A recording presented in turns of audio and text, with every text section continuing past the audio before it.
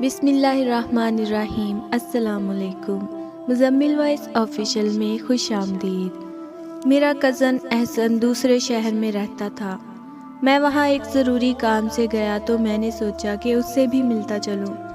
احسن کے گھر گیا تو اسے ایسے بکھرا بکھرا دیکھ کر میں پریشان ہو گیا۔ 2 سال پہلے اس کی شادی ہوئی تھی۔ نینا بھابھی بڑی خوبصورت لڑکی تھی، جو بھی اسے دیکھتا اس کا عاشق ہو جاتا۔ میرا کزن احسن اس کا ایسا دیوانہ تھا کہ اس کا بس چلتا تو وہ بیوی کے پیر بھی دھو دھو کر پیتا۔ میں نے اسے پریشان دیکھا تو پوچھ لیا۔ وہ کہنے لگا، یار نینا مر گئی ہے۔ یہ سن کر میں حیران رہ گیا۔ اتنی جوان لڑکی ایسے آنن فانن مر گئی، مجھے تو یقین ہی نہیں آ رہا تھا۔ پھر میرے آفس کا کام ختم ہوا تو میں نے سوچا کہ گھر والوں کے لیے شاپنگ کرتا جاؤں۔ شاپنگ کرتے ہوئے اچانک میری نظر ایک لڑکی پر پڑی اور میں اسے دیکھ کر سکتے میں آ گیا، کیونکہ نینا بھابھی زندہ سلامت میرے سامنے کھڑی تھی۔ میرا نام زبیر ہے اور میں فیصل آباد میں رہتا ہوں، جبکہ میرا کزن احسن لاہور میں رہتا تھا۔ آفس کے سلسلے میں اکثر میں لاہور جاتا رہتا تھا۔ چونکہ وہاں احسن کا گھر تھا، اس لیے میں ہوٹل میں رہنے کے بجائے 1-2 دن اس کے گھر رہ لیتا تھا۔ احسن نے اپنے دفتر کی لڑکی سے لو میرج کی تھی۔ احسن کے گھر والوں سے اسی بات پر اختلاف ہو گیا اور اس نے الگ گھر لے لیا۔ احسن اپنا کاروبار کرتا تھا جو کہ خوب چل رہا تھا۔ وہ ایک شاندار گھر اور گاڑی کا مالک تھا اور سب سے بڑھ کر نینا جیسی خوبصورت لڑکی کا شوہر تھا۔ اس کا مغرور ہونا بنتا تھا، مگر احسن میں ایسی کوئی بری عادت نہیں تھی۔ وہ بہت خوش مزاج اور شاہ خرچ آدمی تھا۔ میں جب اس کے گھر گیا، اس نے میری ایسی خدمتیں کی کہ میں اس کا احسان مند ہو گیا، کیونکہ میں کبھی اس سے ملنے نہیں جاتا تھا، ہمیشہ اپنے کام سے اس کے گھر جاتا تھا۔ یہاں تک کہ اس کی ماں میری سگی خالہ تھی، لیکن میں ان سے بھی ملنے نہ جا سکا۔ ہمیشہ لاہور اپنے کام سے جاتا اور پھر کام ہوتے ہی لوٹ آتا۔ ایسے میں یوں احسن کا میری خاطر مدارت کرنا مجھے شرمندہ کر دیتا تھا۔ ایسا نہیں تھا کہ وہ صرف میری خدمت مدارت کرتا تھا، بلکہ وہ سب کے ساتھ ایک جیسا سلوک کرتا۔ میری طرح دوسرے رشتہ دار بھی لاہور جانے پر اس کے گھر ضرور ٹھہرتے تھے۔ نہ صرف رشتہ دار بلکہ احسن کے دوست احباب بھی گھر میں آتے جاتے تھے۔ مجھے لگتا تھا کہ اس میں احسن کی مہمان نوازی سے زیادہ نینا بھابھی کی خوبصورتی اور خوش اخلاقی کا بھی ہاتھ تھا۔ وہ حسین ہونے کے ساتھ ساتھ بڑی نرم طبیعت کی تھی۔ میں اکثر گھر آ کر اپنی بیوی کے سامنے نینا بھابھی کی تعریف کرتا اور میری بیوی جل کر کہتی، نینا کے گھر نوکر ہیں، وہی گھر کا سارا کام کرتے ہیں، کھانا وہی پکاتے ہیں، نینا تو بس میز پر کھانا لگا کر مسکرانے لگتی ہے۔ میری طرح اگر اسے خود کھانا بنانا پڑتا تو وہ بھی میری طرح مہمانوں کو کاٹ کھانے کو دوڑتی۔ میں بیوی کی بات سن کر چپ کر جاتا۔ میری بیوی بھی کئی سالوں سے مجھے کہہ رہی تھی کہ مجھے کام والی رکھ دے، اب مجھ سے گھر کے کام نہیں ہوتے۔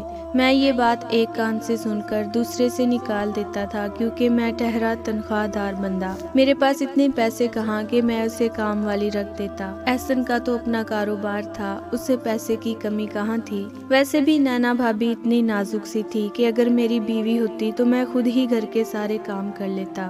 ایسی حسین لڑکیوں کو تو سامنے بٹھا کر دیکھنے کو من کرتا ہے، جیسے احسن کر رہا تھا۔ احسن نے اسی لیے تو گھر میں ملازم رکھے ہوئے تھے۔ مجھے کھانا اپنی بیوی کے ہاتھ کا پسند تھا، کیونکہ احسن کے ملازم کچھ زیادہ ہی آئلی کھانا بناتے تھے، لیکن جب نینا بھابھی کے آرٹسٹک ہاتھ آئل میں لتھڑے ہوئے کوفتوں کا سالن میری پلیٹ میں ڈالتے تو میرا من کرتا کہ میں پلیٹ بھی زبان سے چاٹ لوں، مگر یہ بات میں نے ابھی تک بیوی کو نہیں بتائی تھی اور نہ بتانے کا ارادہ تھا، کیونکہ میں لاہور 2-3 دن کے لیے جاتا تھا، باقی کے دن تو مجھے گھر میں گزارنے تھے۔ البتہ یہ بات میں نے نینا بھابھی کو بتا دی اور وہ سن کر ہنس پڑی اور کہا، دراصل احسن کو آئلی کھانا بہت پسند ہے، خود تو ایسی باڈی رکھتا ہے کہ اس کے جسم کو کچھ لگتا ہی نہیں ہے، لیکن مجھے یہ سب ہضم کرنے کے لیے ورک آؤٹ کرنا پڑتا تھا۔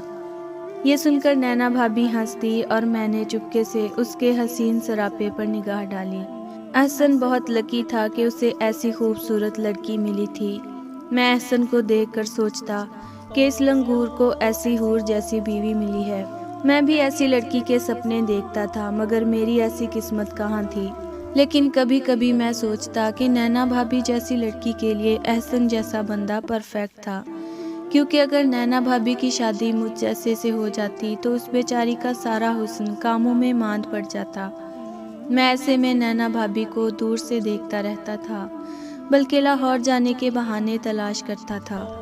चूँकि मैं दफ्तर के कामों के लिए लाहौर जाता था, इसलिए अक्सर ऐसा होता था कि मैं महीने में 2 बार भी चला जाता था और कभी कभी 3-4 महीने तक मेरा कोई काम ना होता। ये भी उन दिनों की बात है जब मैं पूरे 4 महीने बाद लाहौर जा रहा था। चूँकि इस मर्तबा दफ्तरी काम कुछ अर्जेंट था, इसलिए मैं सबसे पहले वो काम करने गया और फिर एहसन के घर जा पहुंचा।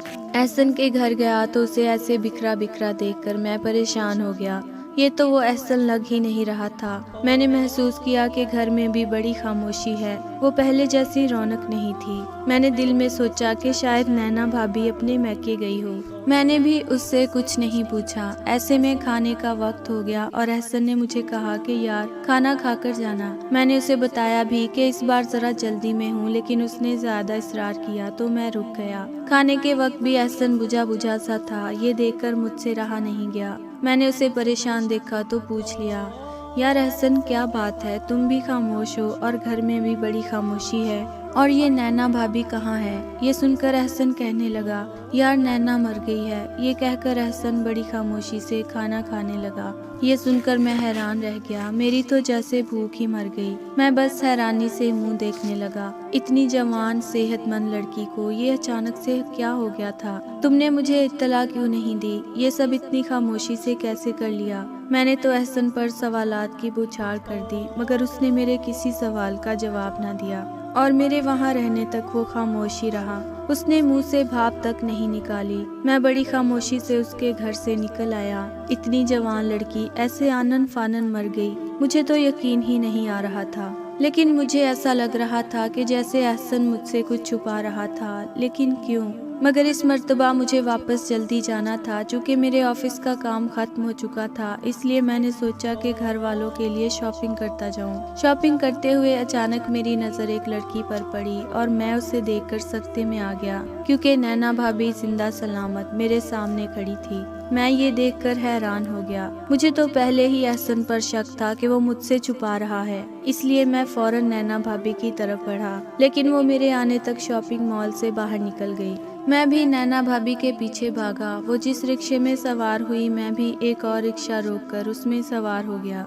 मैं नैना भाभी के मैके जा चुका था, इसलिए जानता था कि वो कहाँ जाएगी, लेकिन मैं ये देखकर हैरान रह गया कि वो तो किसी और तरफ जा रही थी।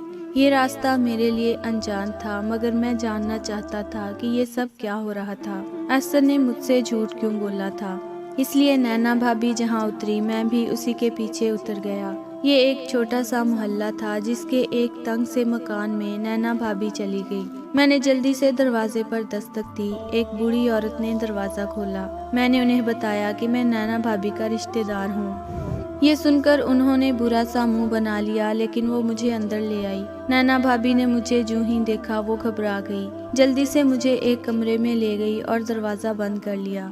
मैंने बैठते ही नैना भाभी को सारी बात बता दी कि एहसन ने मुझे बताया था कि नैना मर गई है। ये सुनकर वो रोने लगी और कहा, एहसन ने बिल्कुल ठीक कहा है, मैं उसके लिए तो उसी दिन मर गई थी जब मैंने वो बुरा काम किया था। ये सुनकर मैं हैरान रह गया। कैसा बुरा काम?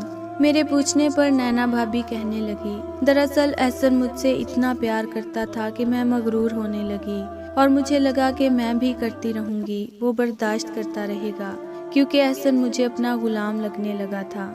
एहसन की शाह खर्ची तो तुमने देख ली थी। वो अक्सर अपने दोस्तों को भी घर पर बुला लेता था। खुर्रम भी उसका एक दोस्त था जो मुझे बड़ी मीठी नज़रों से देखता था। वो तारीफ करता था। तारीफें तो सब करते थे, लेकिन खुर्रम की तारीफ मुझे सारा दिन सरशार रखती थी, क्योंकि वो मुझे अच्छा लगता था। खुर्रम मुझसे प्यार करता था। वो अक्सर मुझे देखने के बहाने घर आने लगा, और उस वक्त भी आने लगा जब एहसन घर पर ना होता। मैंने ये बात एहसन से छुपा ली और चुप चुप कर मिलने लगी। खुर्रम कहता था, नैना जान, मैं तेरे बगैर जी नहीं सकता, प्लीज एहसन को छोड़कर मेरी हो जाओ। मैं भी उन दिनों एहसन से थक चुकी थी, इसलिए नए आशिक के पीछे चल पड़ी। मैंने उसकी बातों में आकर एहसन से तलाक का मुतालबा कर दिया।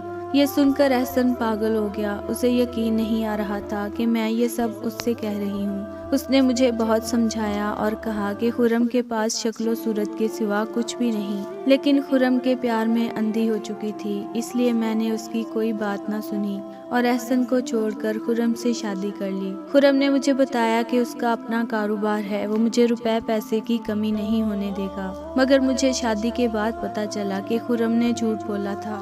میں نے اس کی باتوں میں آ کر اپنا ہنستا بستا گھر اجاڑ دیا۔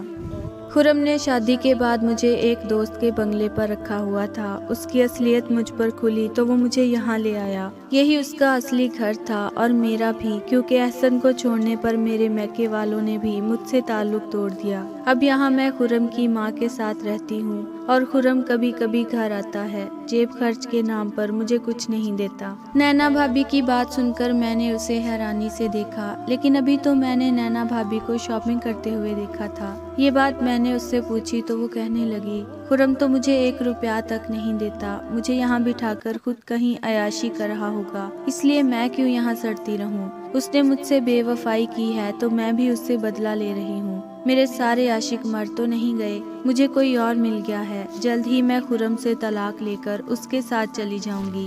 میں کیوں مفت میں اس کی ماں کی نوکرانی بنی رہوں۔ نینا بھابی کی بات سن کر میں حیران رہ گیا، یہ کیسی عورت تھی، حسین مگر بے وفا۔ پچھتانے کے بجائے وہ دیدہ دلیری سے اپنے عاشقوں کے قصے سنا رہی تھی۔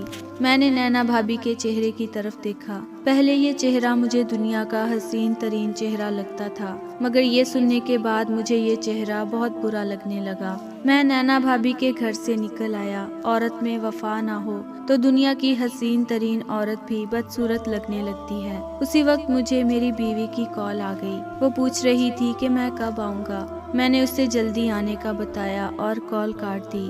اس وقت مجھے اپنا آپ بہت خوش قسمت لگ رہا تھا، کیونکہ میرے پاس ایک وفادار بیوی تھی۔